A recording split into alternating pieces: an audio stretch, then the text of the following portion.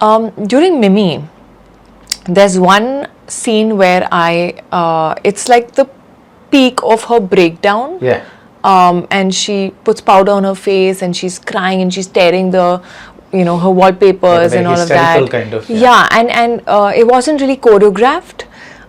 So Lakshman sir kind of left me free and he just asked me, what do you want to do? And I said, I'm here, and I would put powder, and at some point I'm assuming I would scream or throw it, and I would kind of go to the bed and I'll tear it. Now, I had to tear the posters and there were only one set of posters. So I knew that ye ek hi take milega, I can't do more than one.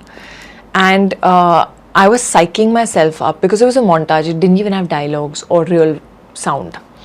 I was psyching myself up with some memory, and I was seeing some pictures, and something that had really mentally affected me, emotionally affected me, and I was trying to get it back.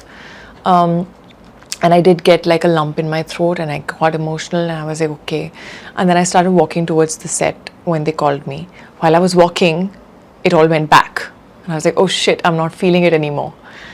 Oh no, I'm not feeling it. And I went in front of the camera and I was like, chuck it, let me just go back to what I do. I'll think about the character. And I started performing like that. But when I screamed, I don't know what happened. Maybe everything that I had tried to bring up had gone down, but it kind of exploded. And when I started tearing the posters and I started crying, I really started crying and howling. And Lakshman sir said cut, and I kept crying and I couldn't stop. And that was shocking for me because I felt like I was more switch off, switch on. I could start laughing the moment you say cut after crying.